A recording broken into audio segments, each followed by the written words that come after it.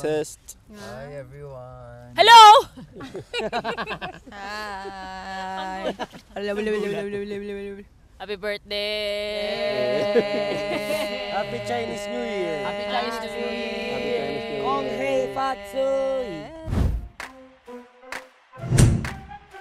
Let's go! Grabe talaga eh. Masaya. Kasi ako, never kong na-imagine or dumaan sa isipan ko na makakadate ako ng isang K-pop idol. You wanna try the right pair?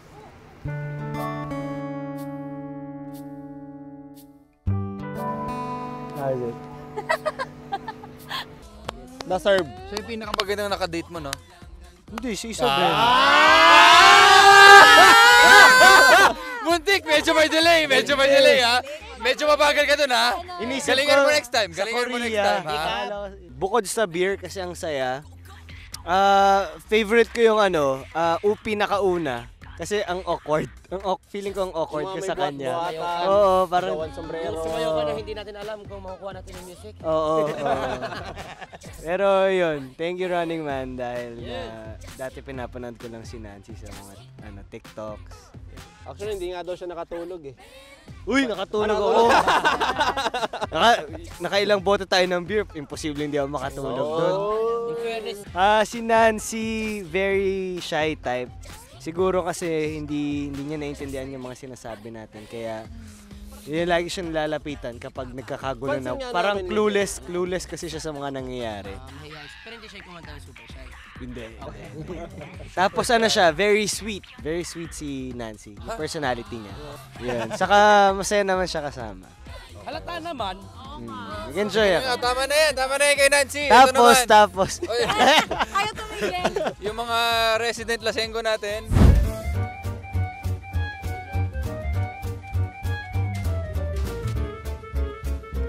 Oy! Okay, Angel and Coco. Kumusta naman kayo? Sobrang na-enjoy ko yun. Sobrang na-enjoy namin ni Angel yun. Parang na-inlove kayo sa isa't isa doon. Parang hindi na namin naisip manalo. Correction, lalo. Mas lalo Sumay kayo. date pa nga sila, di ba? Sumay trip pa kami, pinatigil pa namin yung van para bumili kami ng pambanlaw.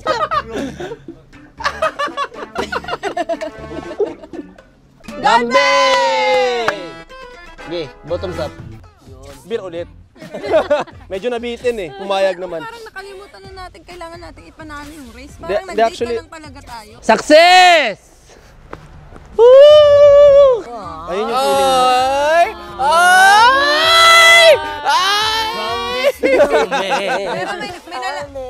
Pero may natutunan ako, may nalaman ako sa sarili ko. Ano? Hindi ko kaya mag-race ng lasing. Natulog na lang ako ng natulog. Natulog lang naman tayo. Oo nga, sa sobrang enjoy nyo nga, natulog lang kayo. Sabi kayo. Oo, sa couch. Pero kahit doon masaya na ako makasama ka na matulog. Ang dami nagkakainlaban sa episode na to, no? Si Kokoy, si Angel, si Matagal Miguel. na nga. Ay, hindi ba? Matagal. Okay, hindi pala. Chinek ko lang.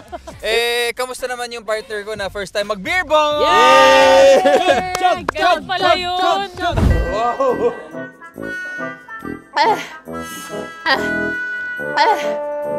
Kamusta, Boss G? Kamusta? Saya naman. Sa sobrang saya ko, ayun, nakatulog ako habang nagdi-dinner. Pero, Sumusubo nang gawin, sabi niya nakapikit to. Gumagana. Pero talaga, first time kong ginawa yun sa buong buhay ko, dito ko lang talaga nagawa sa Running Man. Kaya thank you for the experience. At dahil dyan, mapapalaban na ako kapag inalok ako mag-beer. Oh, narinig niyo yan ha? Narinig niyo yan. Pero Recorded. the host ulit. Boss G. The host. the pipe naman next time malaki mo. Hindi na ayaw niya na ng baso. Isa straw. Oo. Saka naalala nyo, Beer host. muntik na hindi mo tuloy yung race. Bakit? Kasi may nahanap tayong tao. Si Coco. Oo. Kokoy, Nawawala. naghanap ng Almost pwesto. 30 minutes. After 10 years, nahanap na po namin si Kokoy.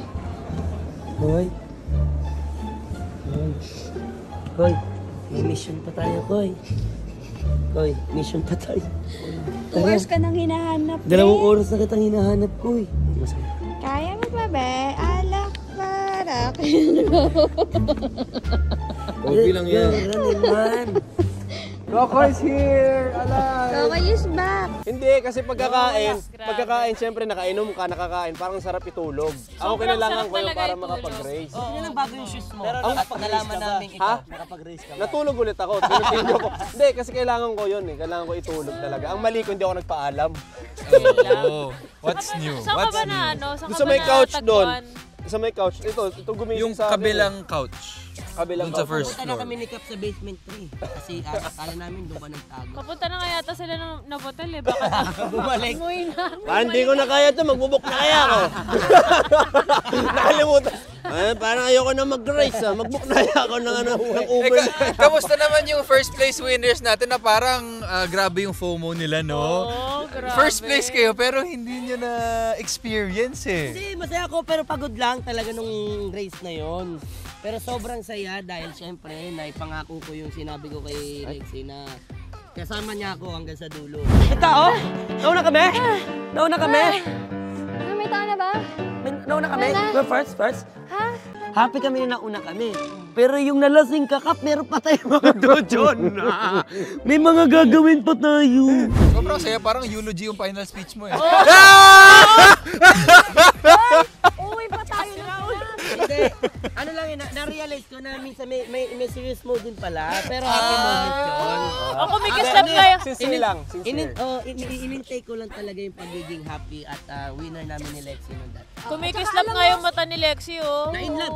Kung hinal-treat mo nga ulit siya, 180. Siguro panalo na kayo. High blood. Ano yung takbo? Ano yung takbo ng kotse? 180. May kasamang pambengkeng. At saka alam mo, buong masama nga loob kasi nagtatampo pa ako doon eh. Na-realize na kaya pala tinitipid mo kasi para sa kinabukasan talaga natin. Yun. At least na-realize mo. Boss G-Cap, Top talagang job. lahat na lang. Yung umpisa pa lang, oh. Ang dami niya lang gustong bili. Magastos. Hindi madali kasing ano si Lexie, ma-entice ng mga nakikita Mabudol, niya. mabudol. Oo, Mabilis mabudol. Maparaan kami, nag-basking kami, Oo. kumita ulit kami ng Uy, sobrang sa expression Oy, nag-basking tayo.